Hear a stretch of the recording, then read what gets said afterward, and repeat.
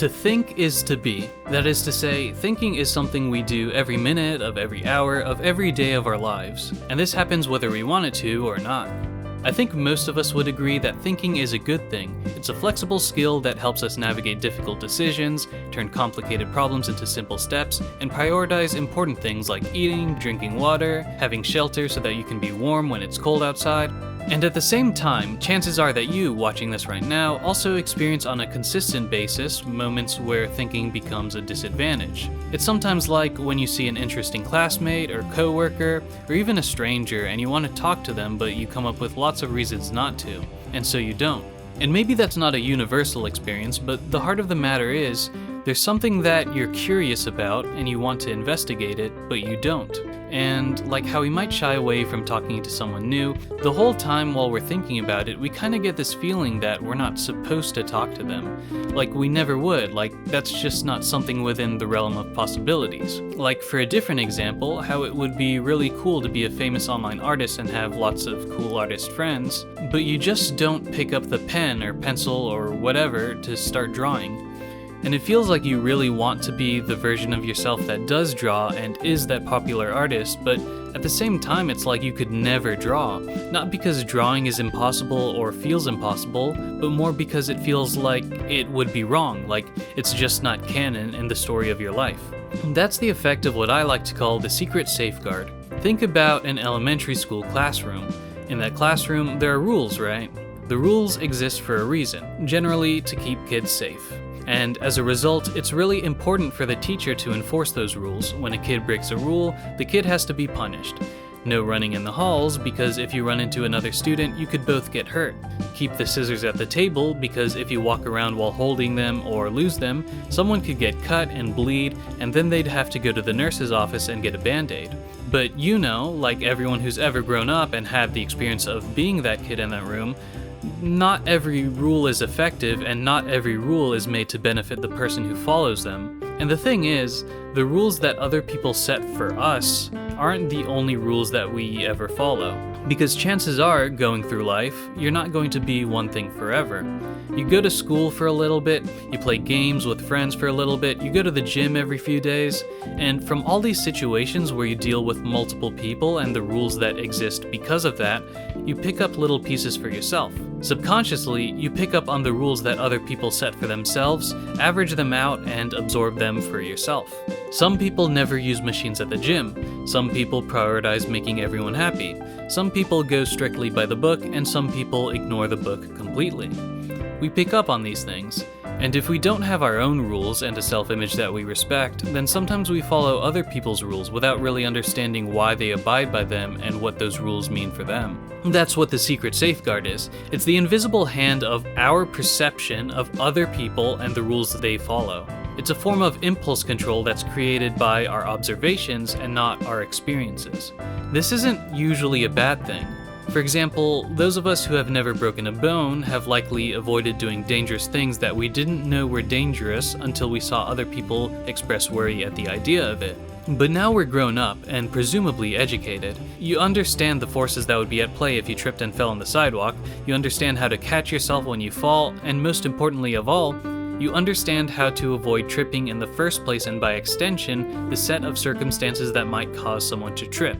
That is to say, now you're equipped with a tool that you didn't always have, the ability to assess the pros and cons to determine the risks, their likelihood, and preventative measures. The invisible hand, the secret safeguard, is there to protect you. But sometimes you don't want to be protected. You want to be ambitious, you want to go out there and do something that you've never done before. But you have this feeling that if you try something new, like drawing, or writing a story, or even studying a specialized subject, you're going to crash and burn and in the end have nothing to show for it. But that's all it is, a feeling. Think about what life means to you, what you find meaningful, what inspires you, what you really want to do with it. For those of us who have trouble in taking the first step, chances are that you'll start to feel overwhelmed already, like you're staring a dragon in the face in real life, like that's physically how it can feel.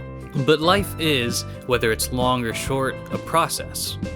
Your life isn't your ultimate ideal. It's the steps you take, the things you see, it's a story made of all the little things you deal with on a day-to-day basis. And you don't have to fully ignore the fears that your mind shares with you, but why not put it to the side for a second and assess the risks logically and see if it pans out in your favor? Say you want to be an artist, or to be more general, a creator. What do creators do? They create. And I'm sure at this point, if you're like me, you'll start thinking about the limitations. If I don't create consistently, then I'll never be able to sustain myself off of it, and if I don't make things that are good enough, then it won't even matter how consistent I am. And that's 100% true. But what's the downside of creating?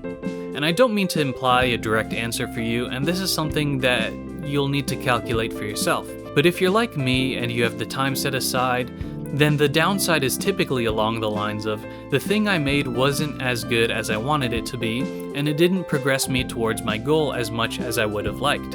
And that's really the worst case scenario, because even if what I create, be it a YouTube video, an artwork, or some music, isn't any good at all and I made zero progress whatsoever, now I have an example of what didn't work, and I can look at it and figure out what not to do next time. I think what we imagine the downside to be is something like, we spent all this time and effort, and in the end we amounted to nothing and became a nobody. But we don't at all have the ability to see what comes at the end of our story. All we decide is how we want to experience it. And conveniently, the things that we feel proud of and look back on positively were in the moment just things that we decided to do. And that's why logically, that worry about not finding success falls flat. Because even if we never live up to our ultimate ideal, every step forward is a victory. I mean, it feels great. And whenever we trip and fall, we get a chance to try again. Although I guess there is the obvious downside, which we don't usually like to think about, which is that if you spend an hour practicing the guitar, then, well, that's an hour that you won't be able to play Terraria.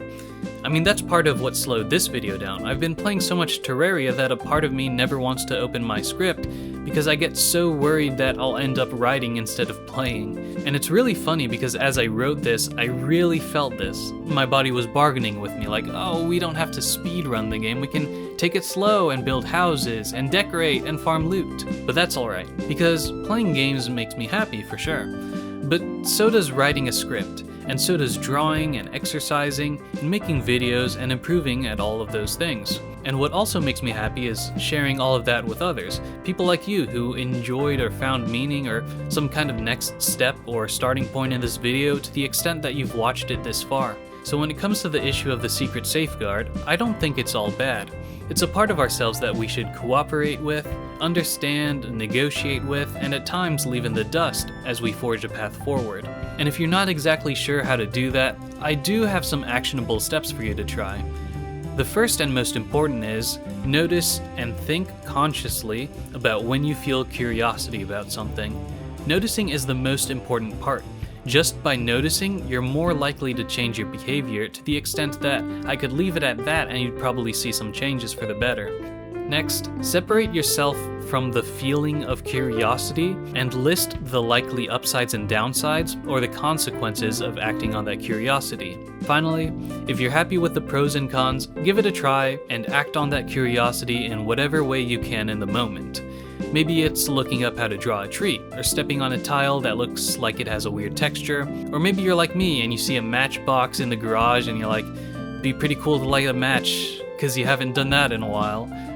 Away from anything flammable or any gas, and dip it in water after you blow it out, just to be safe. By noticing, assessing, and acting on your curiosity, you end up allowing it to be an active and observable, measurable part of your decision-making process, instead of something that you unconsciously shy away from, thereby being influenced by it without really having any say in the matter. Thank you for watching this video. If you've made it this far, then you are absolutely goated and I believe in you. Leave a like, subscribe for more, comment your experiences with acting on curiosity, and let's work hard and smart on our goals.